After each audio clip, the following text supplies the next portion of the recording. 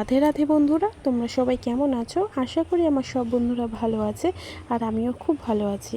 আমার ছোট্ট মিনি ব্লগে তোমাদের সবাইকে অনেক স্বাগত। এখন আমি বাবুকে স্কুলে দিয়ে বাড়ি যাচ্ছি। ফাইনালি বাবুকে দিয়ে বাড়িতে আসলাম আর বাইরে মেঘ করেছে। আর মেঘ করলে কি হবে, রোদও আছে, প্রচুর রোদ। তো তোমরা বুঝতেই পারছো দেখে আমি ঘেমে পুরো একাকার হয়ে গেছি। তো যাই হোক, তোমরা আমাদের ব্লগটা দেখো।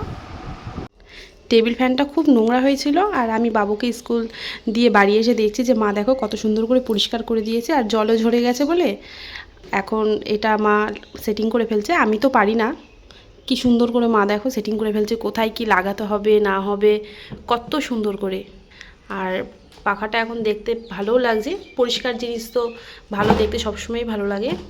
আর আমাদের কিন্তু ওই টেবিল পাখাটা রান্নাঘরেই থাকে, প্রচণ্ড গরম করছে, এই জন্য তাড়াতাড়ি করে এখন সেটিং করে নিচ্ছে। তো বন্ধুরা এ দেখো এখানে বাজারও চলে এসেছে, 2 রকমের মাছ নিয়ে চলে এসছে।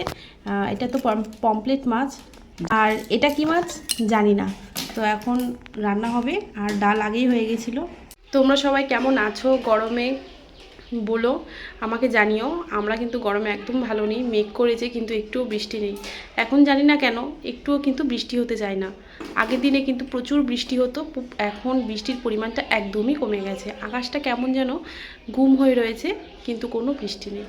তাও আজকে একটু একটু বৃষ্টি পড়ছিল, ভেবেছিলাম যে না মেঘটা যখন করেছে আজকে হয়তো বৃষ্টিটা হবে, কিন্তু না, দেখো আকাশটা আবার একটু মেঘ আবার একটু পরিষ্কারও হয়ে গেছে। আর আকাশটা কিন্তু বেশ ভালো লাগছে দেখতে। আর মা ওখানে রান্না করছে আর আমি দেখো ঠিক এখানে বসে রয়েছে। আমি এভাবেই এরকম বসে থাকি, এখানে মা যেখানেই থাকে আমি সবসময় সেখানেই থাকি। আর এখন রেডি হয়ে আবার বাবুকে আনতে যেতে হবে।